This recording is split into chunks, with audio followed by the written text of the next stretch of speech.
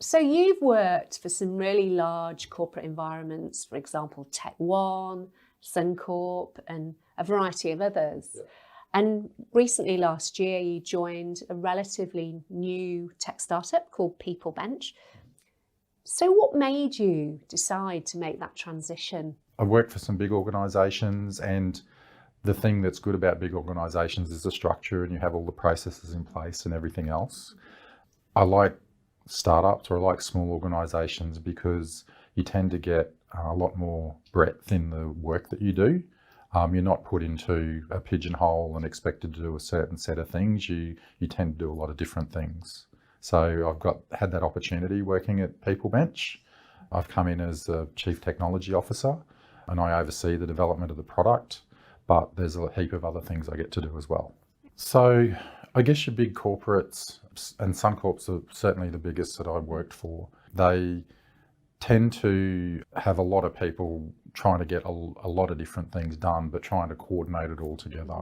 So everybody tends to have their role that they do, but it all sort of plugs into a much broader strategy within the organisation. Technology One, a lot of it was about growth.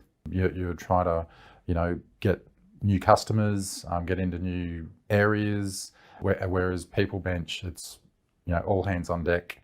You jump in and do whatever you need to do to get things done. So what made you make the decision to make the leap into a fairly new tech startup? I've been working in large corporates, as you said, for many years. I began to feel that I wasn't making a difference. I was a small cog in a very large wheel. I was running teams, but I still feel like I didn't have control over the impact that team could achieve. So I wanted to work somewhere where I could have that impact, and startups was that obvious choice. I think I looked long and hard for about 18 months. I think I annoyed many of the recruiters at the time by turning down many potential roles. But I was looking for something that inspired me, that also gave me that chance to have impact into the success of the company. And Skedulo fit that bill.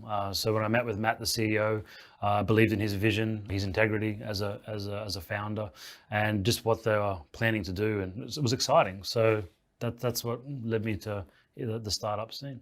You went from software developer senior software developer to team lead, and now a senior engineering director. So tell me about your journey there. How did you make that progression relatively quickly? So I started as a senior engineer, as you said. Working in a startup, especially when it was only 6 people in an office, in a garage, and it was literally a garage, you have to wear many different hats. So I was a toilet cleaner as well. I put new desks together for new employees. I wrote code. We started introducing agile processes. So I became like a Scrum Master, security officer for securing our systems in the cloud. You just take on many different hats, and that's what working in a startup is like. Matt, I was really intrigued by your story about how you ended up where you are today. Can you tell me a little bit more about that? Yeah, I'm just one of those lucky people, I guess you could say, where it was a genuine passion, something that I was into when I was 15. I never even thought about starting a business. I just thought I'd start a website about a video game I was into at the time. Happened to be a video game called FIFA. The website got a little bit popular, and then that did turn into a successful business. So that was back in 1999. And so for about 3 or 4 years, I ran that. And then around about 2004, the actual company that makes the games, EA Sports, approached me about maybe joining their production team, which for how old would I have been back then? About 21, 22 was just like a dream come true. I couldn't believe it, like I'd won the lotto. So moved over to Vancouver, worked for EA for 4 years, which was just a dream come true. Like I mentioned, just an amazing experience. Got a lot of first-hand insight onto how to build a product, how to meet very strict milestones and deadlines, and then came back here in 2008 and kicked off my work, which is the web design business I'm still running today. And yeah, been doing that was Dan, my co-founder and our general manager for the last 11 years, building lots and lots of small business websites, about 7,000 websites. And then that has just evolved into the next venture, which is YouPay, because we've been building so many e-commerce websites. We thought, you know what, why don't we build a payment gateway when we discovered a space in the market for letting someone else pay for your orders. How does the whole of Smilo.ai work?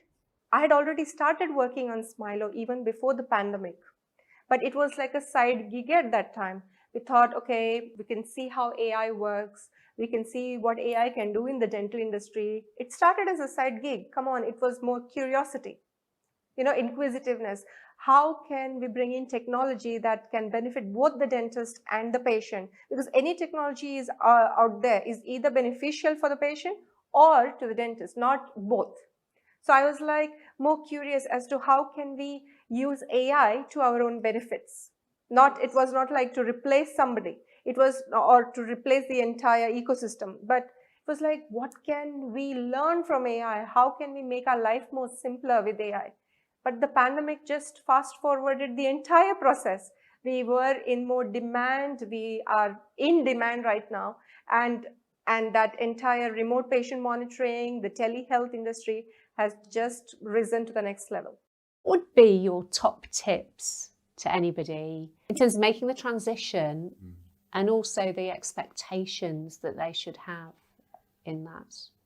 I think that in terms of making the transition, generally you'll take a cut in pay, I think, to go and work for a startup. Unless you're an absolute megastar and you just have to, the organisation has decided you have to be on board. Generally, the budget constrained, but there's so many other benefits that come from working for a startup. It's interesting, actually, talking about the money.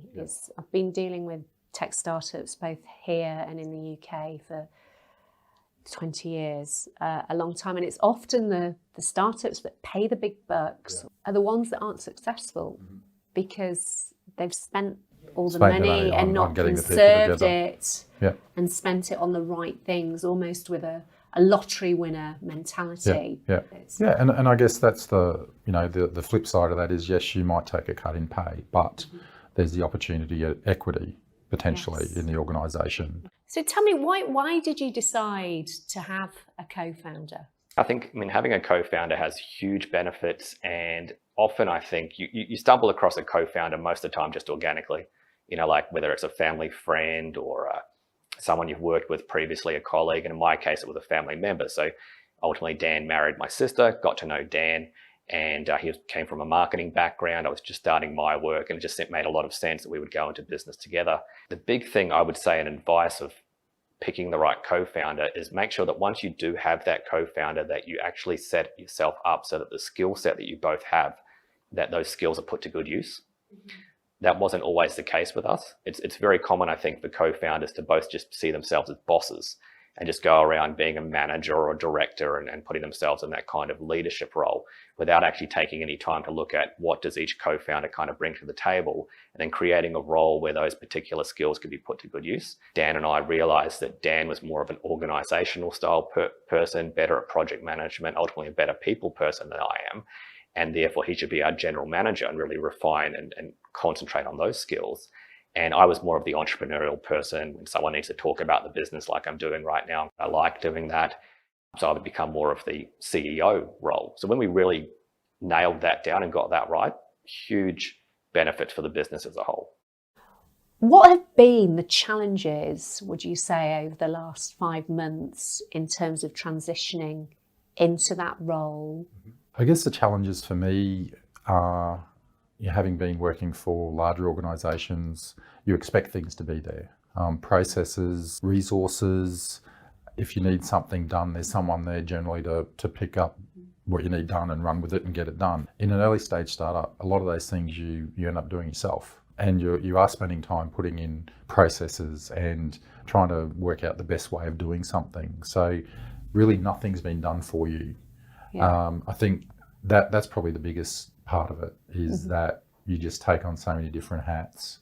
And, I think it's exciting working in a startup because generally the people that you're working with are just as passionate and just as driven as you. And generally you won't find anybody that says, oh no, I can't do that.